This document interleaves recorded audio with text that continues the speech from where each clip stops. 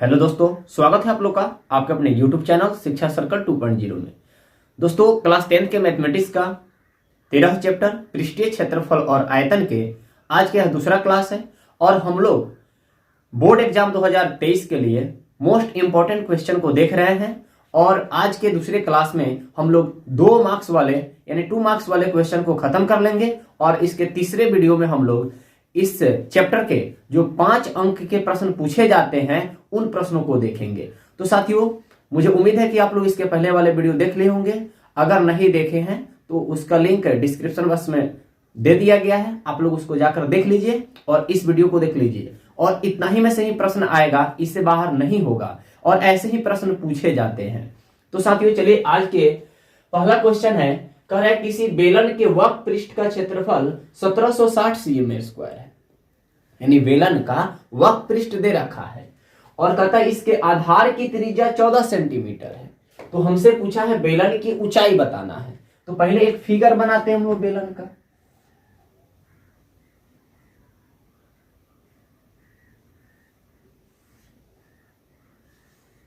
ये है आपका बेलन और कहता है बेलन का वक्र पृष्ठ।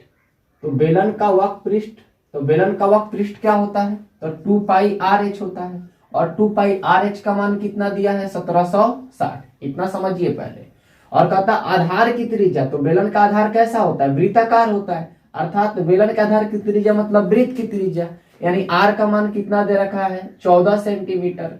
तो देखिए आपको क्या पूछा है, आपसे एच का मान पूछा है। तो क्या करेंगे, एच इधर रख देंगे और 1760 और बटा में कौन चला जाएगा? 2 पाई आर। हमको पाई का वैल्यू पता है 22/7, आर का वैल्यू पता है 14। ऐसे हम लोग काट पीट करेंगे, मेरा आंसर आ जाएगा। समझ में आ रहा है ना? तो इसी को हम लोग भाषा में बनाएंगे। तो चलिए देखते हैं इसको कैसे बनाना है।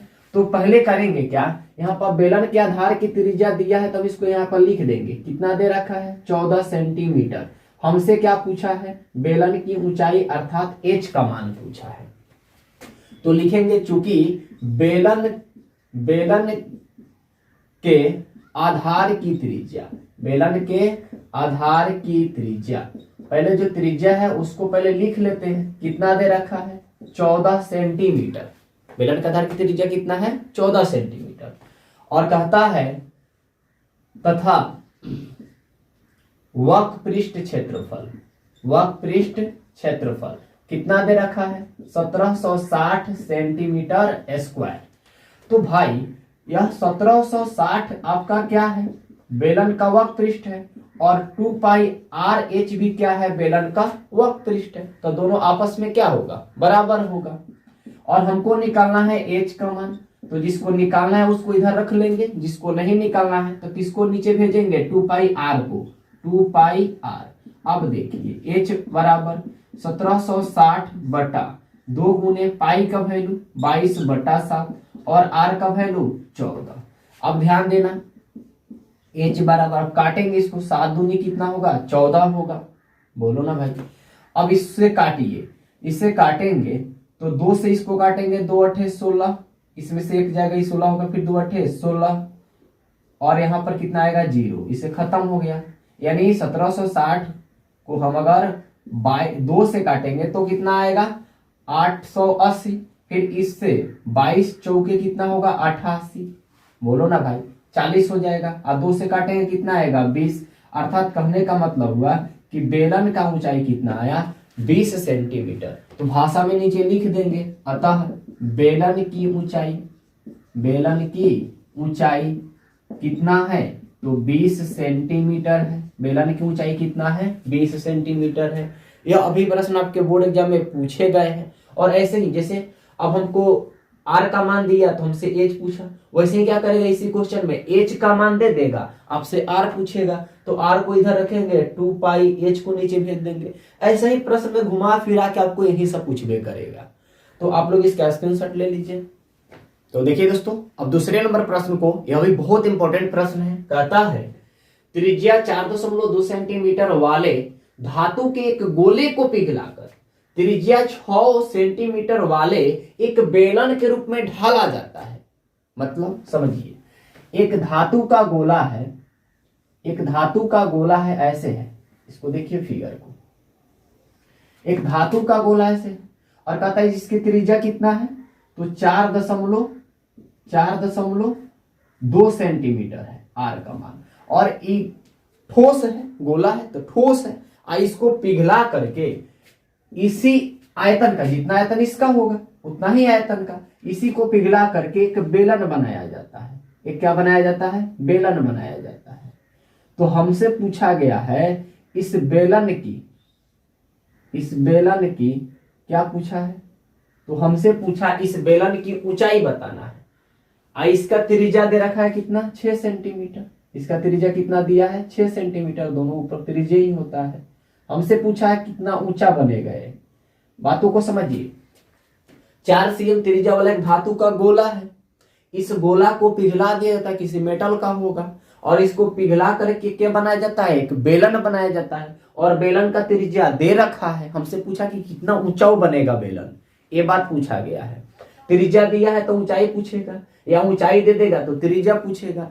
तो कहने का मतलब क्या है कि धातु का ये भी गोला है, गोला को पिघला करके बेलन बनाया जाता है। तो इसमें जानते हो क्या बदलता है, 3D आकृति में उसका आयतन सेम रह जाता है।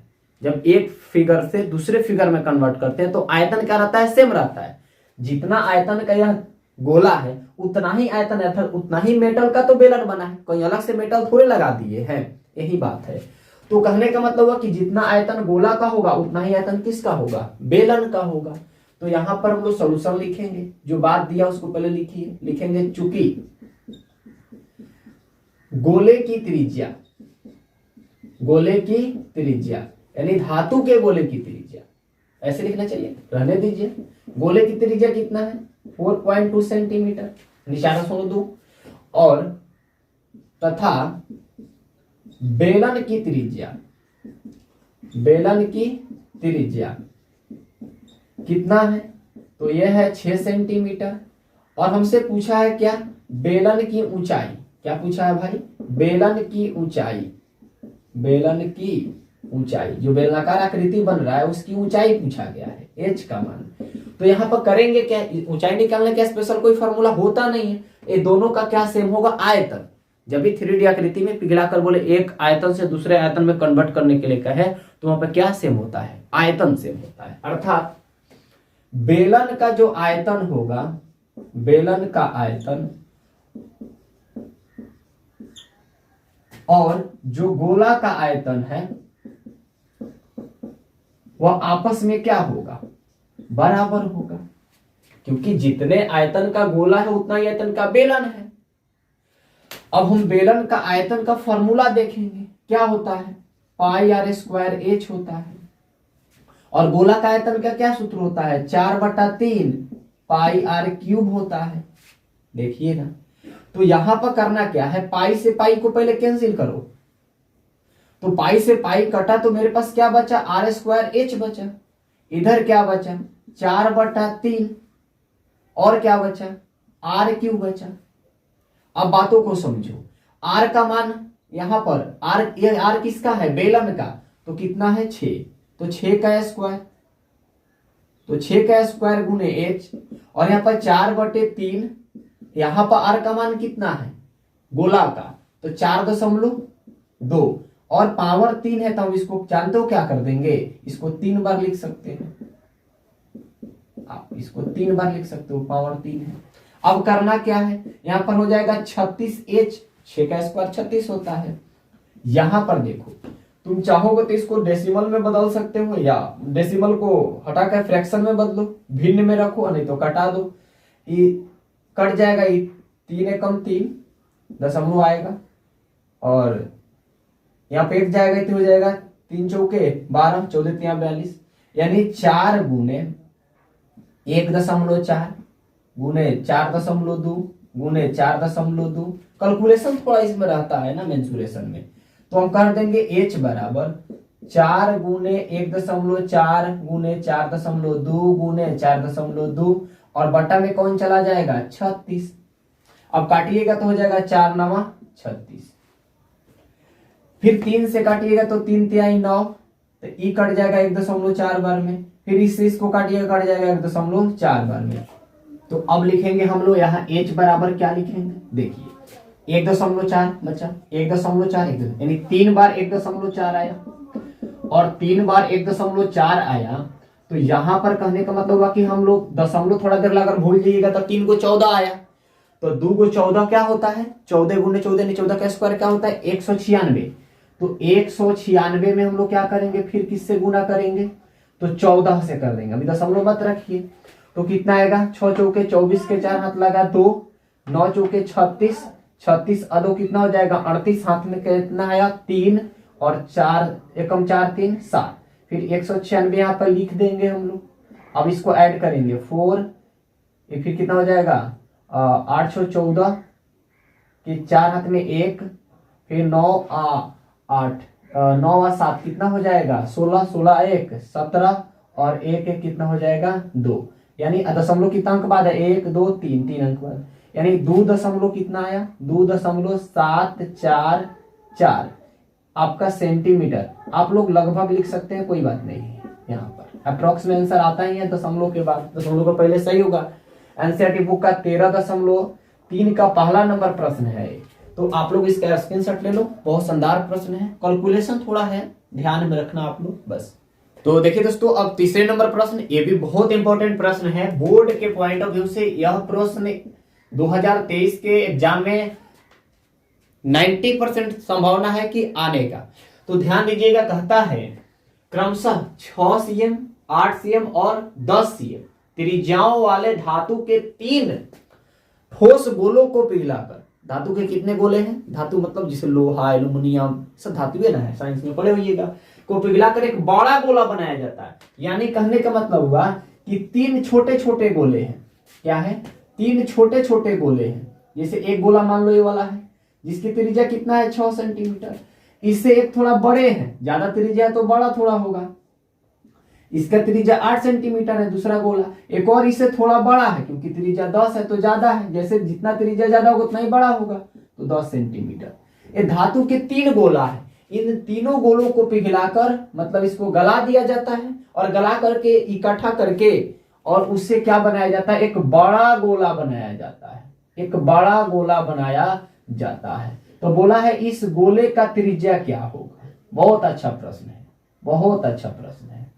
तो कहने का मतलब हुआ, तो बड़े गोले की त्रिज्या हमसे पूछा है, तो इन तीनों का आयतन जितना होगा मिलकर उतना ये अकेले होगा, क्योंकि इन तीनों को मिलने से वो बना है, मतलब इन तीनों के आयतन का सम माने आयतन का योग ये बड़े गोले के आयतन के बराबर होगा। तो बड़े गोले की त्रिज्या पूछा है, तो यहाँ पर देखिए ये पहला गोला है तो त्रिज्या R1, दूसरा है तो R2 और तीसरा है तो त्रिज्या R3 और उसका त्रिज्या हमसे पूछा है।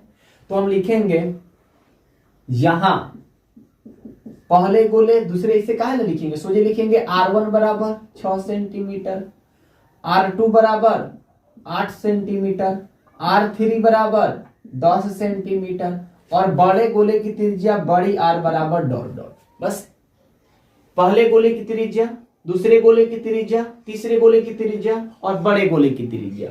अब हम लोग क्या जानते हैं, तो लिखेंगे बड़े गोले, बड़ा का निकालना है तो पहले उसको लिखो, बड़े गोले का आयतन, बड़े गोले का आयतन के बराबर होगा तीनों छोटे गोले के आयतन का योग, तीनों छोटे गोले के आयतन का योग। तो बड़ा गोला का आयतन, तो गोला का आयतन तो होता है 4/3 pi R cube, 4/3 pi R cube. तो यहाँ पर आर हम बड़ी लेंगे क्योंकि बड़े गोले के लिए बड़ा आर माने हैं। दोस्तों लाइट कट गया है तो ये सिर्फ चार्जिंग बॉल से ही थोड़ा देर बचा है, इसको कंप्लीट कर लेते हैं, आप लोग चीजों को कंप्लीट कर लीजिएगा। अब यहाँ पर बड़े गोले का आयतन हो गया, तीनों छोटे गोले के आयतन का योग। तो पहला गोला है तो बोलेंगे 4/3 पाई और आर के R1 का क्यूब, पहला गोला के त्रिज्या R1 माने, दूसरे के लिए लिखेंगे वैसे ही बात 4/3 पाई, लेकिन यहाँ पर R2 का क्यूब। फिर उसके बाद क्या लिखेंगे, तीसरे गोले के लिए 4/3 R3 का क्यूब। अब देखिए सब में 4/3 पाई 4/3 पाई सब में इक्वल है, क्योंकि पाई का माने होंगे सेम रखा है, होंगे सेम होंगे सब में। चलो तो जो इक्वल चीज होता है ना उसको हम लोग कर लेते हैं कॉमन। तीनों में क्या कॉमन है? 4/3 पाई। तो बचा कौन? R1 का क्यूब, R2 का क्यूब और R3 का क्यूब। तो 4/3 पाई 4 इसे खत्म हो गया। तो क्या बचा? बड़ी R cube is equal to R1 का क्यूब, R2 का क्यूब और R3 का क्यूब। तो R1 का मान क्या है? 6, तो 6 का क्यूब प्लस 8 का क्यूब और प्लस 10 का क्यूब। तो यहाँ पर लिखेंगे R क्यूब बराबर 6 का क्यूब कितना हो जाएगा? तो 6 का क्यूब होता है 216। 200 क्या होता है? 16। बहुत भयंकर हो जाएगा। और 8 का क्यूब क्या होगा? तो इस तरह 10 का क्यूब क्या होगा? तो 8 का क्यूब मतलब 8 को 3 बार गुना। 8 को कितना बार गुना? 3 बार। तो आप लोग क्यूब अगर याद किए रहते तो फायदा होता। तो 8 अठे कितना होता है? 64। फिर 64 अठे, फिर क्या होगा? 8 चौके 32 के 2, हाथ में लगा 3, 8 छक 48, 48 और 3 कितना हो जाएगा? 51 यानी 512। कितना होगा? 512 और 10 का क्यूब मतलब 1000। तो कितना हो जाएगा? 1500, 1500, 15 2 1700, 1700 और 12 और 16 कितना हो जाएगा? 28 यानी 1728। R क्यूब क्या आया? 1728 ऐसा ही आएगा। अब देखिए यहाँ पर क्यूब हटेगा तो क्या चढ़ेगा? क्यूब रूट 1728 और 1728 किसका घनमूल होता है। यहाँ पर घनमूल निकालेंगे तो फिर आपको क्यूब याद रहता तो याद हो जाता।